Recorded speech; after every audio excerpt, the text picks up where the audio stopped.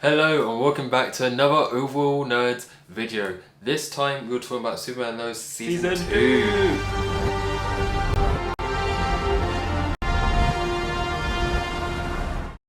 We reviewed Season 1 earlier, you can go back and watch that if you would like. Carter's back again. What was that? Carter's back again. We reviewed Season 1 together last time, make sure to check that out. So Season 2. After Season 1 now, the expectations were different, obviously. You're kind of now expecting a good show. I was kind of intrigued with it because they were kind of teeing up Doomsday. You didn't notice this in your watch show, I remember. You were saying you didn't notice that they were teeing up Doomsday. And then they flipped it out like they did last season and brought in Bizarro thing. Yeah, I thought it was like something teasing with Doomsday. But then I thought, hang on, this is like a TV show. There's no way they got the budget to do like Doomsday. Yeah, I guess. If you're going to do Doomsday, you got to do it right, so... You gotta do BBS. Yeah, and even Dave kind of fucked it up, so... You thought they were teasing Doomsday, but you thought you couldn't be Doomsday. At first I was like, oh, Doomsday. But then I was like, actually no, it doesn't make sense. And then when I saw like Bizarro Superman come out, and he was wearing that thing, I was like, no, it's too small to be Doomsday, and this is gonna... If that is actually Doomsday, it's gonna piss off a lot of people. So I was like, no, that's not Doomsday. And then it turns to be Bizarro, yeah. So the plot this time round is there's this mysterious thing in the mines. It's giving Clark visions, headaches, and that stuff. And then also Lois Lane's sister, Lucy, but comes back into her life, and especially with the cult leader, and that develops with their kind of otherworld theory and becoming whole. And that's kind of what we're doing with the whole thing. Also, Jordan's continuing his development, and poor Jonathan starts taking drugs. He starts following Carter's path, and I influenced him. Yeah. Don't tell anyone. I mean, right off the bat, did you prefer Season 1 or Season 2? I prefer Season 1. Maybe because there's a bit of surprise there. Oh, okay. But I prefer Season 1 because the tricks that they use in Season 1 kind of get repeated here. You know, with the Doomsday Bizarro flip out. And I also think, with me, I was kind of watching, I guess, week to week, but the CW was airing it really. There was loads of breaks in between. Like they were doing like 2 week breaks, 3 weeks. So it kind of maybe hurt the pacing for me. Which you were able to binge it. I waited to binge it, yeah. So maybe it was a different viewing experience. But also at the same time, I feel like they could have done a bit more with the other world, Bizarro's world. Because I really like that episode and how it kind of went into Bizarro's character. But also at the same time, I wanted more from Bizarro as well.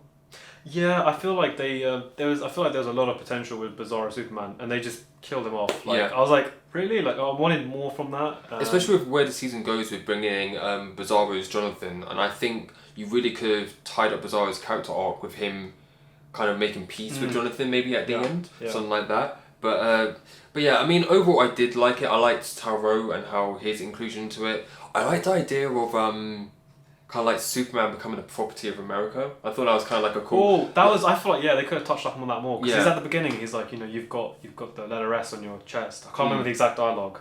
But it's like, that's ours. Like, that's ours. It's like, it's like, cool. Like Superman's like, that's just my crest. And he's like, no, that's like an American symbol. That's like the most, the most profitable like image in the world or something like that. So like, we're taking ownership of it. And I thought that was a really cool idea. It's like, I think it's in Batman v Superman as well, when they're discussing the whole politics, and they're like, I think it's one of the new shows, like, oh yeah, he wears 1/3 of the USA's initials on his chest. Yeah. Like, even though in the House of L it means hope. It's They're just trying to take it. But like, I thought that was a really good idea with them starting their own super team, but like kind of like got ended real quick. They got annihilated. But yeah, I like the pop. I like Taro's kind of redemption arc. Do you feel like... Yeah, I was going to say, he feels literally like ditto Loki. He's British as well. I mean, he sounds British. It's literally like, if he literally could have played Loki and Thor. It's like, they're basically the same. I don't know, do you feel like that was a good natural way to progress with it, or do you feel that was a bit of a cheap kind of way out of it? Because it's like... What time did this come out? Was this around... It wasn't around Ragnarok time. This was not... It could have been influenced. It did feel very Ragnarok-esque. Yeah. In terms of the relationship. It did feel like that Thor-Loki thing. I think it was really inspired by it.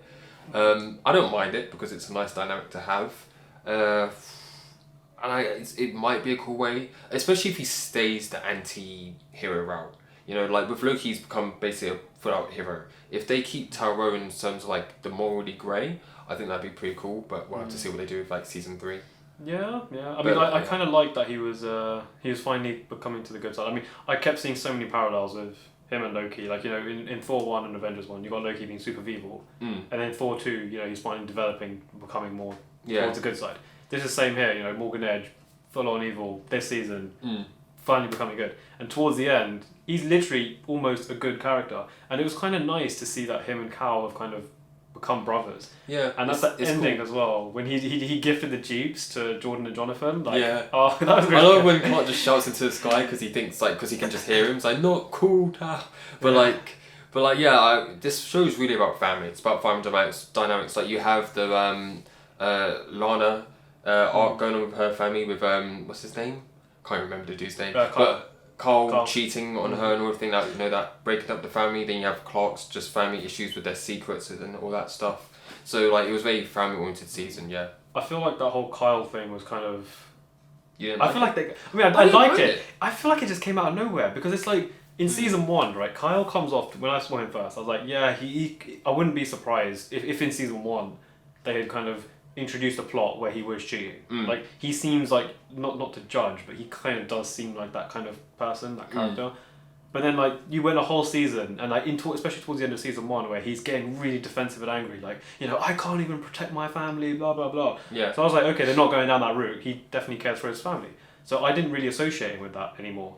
And all of a sudden in season 2 they've chucked this whole curveball, like, oh yeah, he's cheating, and I was like, I can see him doing that, but it's like you've already established that he's really passionate about his family, and it's like I feel like this is coming out of nowhere. Like maybe he was doing that as like a makeup, like because he did those cheating acts I think before season 1. So maybe it's like now he's like trying to overcompensate for it in season 1. Like, oh, I really do love my family because he's trying to convince himself, and then season 2, you know, it comes out and it's like.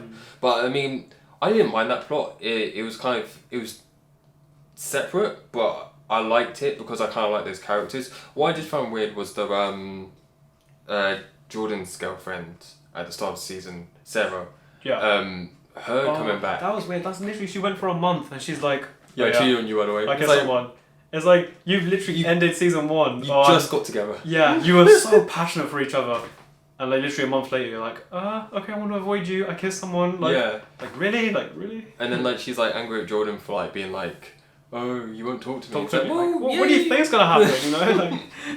Like, but I thought that was a bit weird, especially because it didn't really come back into like the season overall. Like, no.